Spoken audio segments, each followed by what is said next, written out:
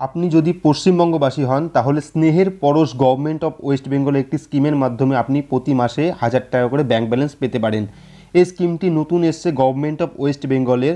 আপনারা ওয়েবসাইটে গেলে দেখতে পাবেন স্নেহের পরশ অ্যাপে প্রতি মাসে আপনাকে 1000 টাকা করে ব্যালেন্স দেবে। তো এই জন্য একটি অ্যাপের দরকার হবে যা গভর্নমেন্ট অফ ওয়েস্ট বেঙ্গলের ওয়েবসাইটেই পাওয়া যায়। তো আমি দেখাচ্ছি কী করে আপনারা সেটি ফিল আপ করবেন, কী করে সাইন আপ করবেন আর কী করে ব্যাংকে 1000 টাকা করে প্রতি মাসে পাবেন। তো চলুন শুরু করি। স্নেহের পরশ যে অ্যাপটি আছে সেটি গভর্নমেন্ট অফ ওয়েস্ট বেঙ্গলের ওয়েবসাইট থেকে ডাউনলোড করতে হবে। ডাউনলোড করার পর ওপেন করলে আপনার এরকম ইনফরমেশন আসবে, এগুলো সব অ্যালাউ করে দেবেন, মানে যা যা চাইবে অ্যালাউ করবেন।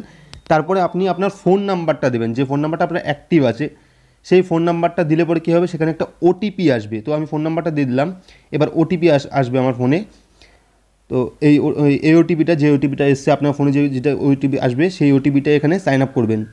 তারপরে ওটিপি ভেরিফাই করবেন। ওটিপি ভেরিফাই করলে আপনার কাছে নতুন ইন্টারফেস চলে আসবে এরকম।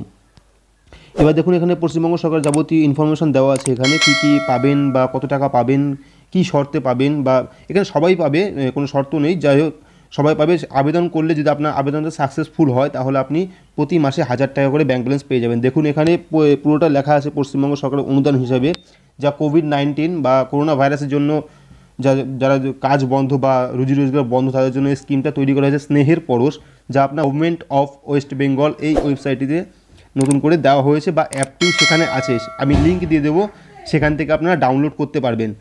তো এখানে পুরোটা পড়ুন, আপনারা হয়তো পড়তে পারবেন। দেখুন পুরোটা একটু ছোটো আছে, তাও একটু কষ্ট করে পড়ুন। তো নিচে দেখবেন আপনার যে আধার কার্ড বা যাই হোক আপনার ডকুমেন্টস এরভাবে কপি করতে হবে। কপিটা না করলে হবে, পরে আমি দেখাবো পুরোটা অ্যাপের মাধ্যমে।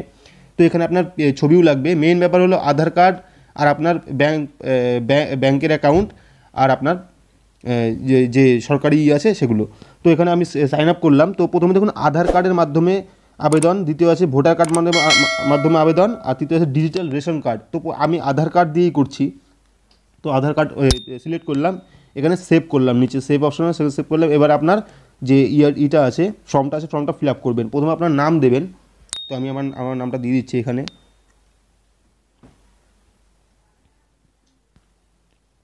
নামটা দেওয়ার পর আপনার মানে গার্জিয়ানের নাম, যে আপনার পিতা বা স্বামী আছে তার নাম দেবেন এখানে। দেওয়ার পর দেখুন এখানে পুরুষ মহিলা বা অন্য, এখানে আপনি যে পুরুষ হন বা মহিলা হন সেটা দিয়ে দেবেন। তারপর ডেট অফ বার্থ আছে, আপনার কত সালে জন্ম সেটা এখান থেকে সিলেক্ট করবেন। সিলেক্ট করার পরে আপনি ওকে করবেন।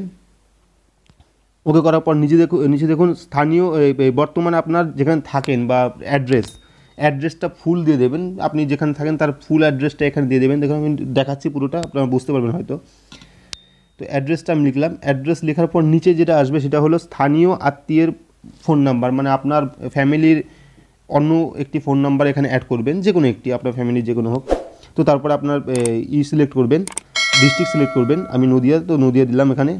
গ্রাম না শহর সেটা দিয়ে দেবেন এখানে। এখানে কোন পড়ে, মানে আপনার বিধানসভাটা কোনটায় পড়ে সেটা দেবেন, পঞ্চায়েত। তারপরে যে পঞ্চায়েত আসবে, পঞ্চায়েতটা দিয়ে দেবেন, যে আপনার যে পঞ্চায়েতে বসবাস করেন সেই পঞ্চায়েত দেবেন এখানে। পঞ্চায়েতটা দেওয়ার পর নিচে আসবে আপনার গ্রামের নাম, আপনি কোন গ্রামে বসবাস করেন সেই নাম শর্টে যে কোনো একটা গ্রামের নাম দিয়ে দেবেন আপনি যেখানে থাকেন। তারপরে পিনকোড আপনার এলাকার যে পিনকোডটা সেটা দেবেন, তারপরে সেভ করবেন। এবার আসবে আপনার ব্যাংকের অ্যাকাউন্ট নাম্বার, যে ব্যাংকটি আপনার অ্যাক্টিভ আছে সেই ব্যাংকের অ্যাকাউন্ট নাম্বারটা এখানে দিয়ে দেবেন। দিয়ে দেওয়ার পরে আপনার দ্বিতীয়বার আপনার ব্যাংক অ্যাকাউন্ট দিতে হবে এখানে।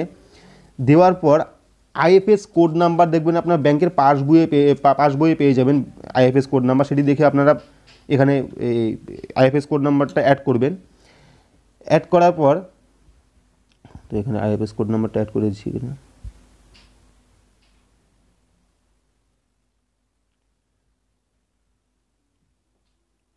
তো আইএফএস কোড নাম্বার অটোমেটিকলি চলে আসবে। তারপরে আপনার দিতে হবে আধার নাম্বার, আপনার যে আধার নাম্বারটা আছে সেই আধার নাম্বারটা এখানে সিলেক্ট করবেন। সিলেক্ট করার পর আপনার নিজের আধার কার্ডের ছবি আর আপনার ছবি দিয়ে ওকে করবেন। দেখুন এখানে হয়ে যাবে। একবার পরীক্ষা করতে যাবে যে সব কিছু ঠিকঠাক আছে কি না। তো সব কিছু ঠিকঠাক থাকলে পরে আপনার জমা করুন যে অপশনটা আছে সেখানে ক্লিক করবেন।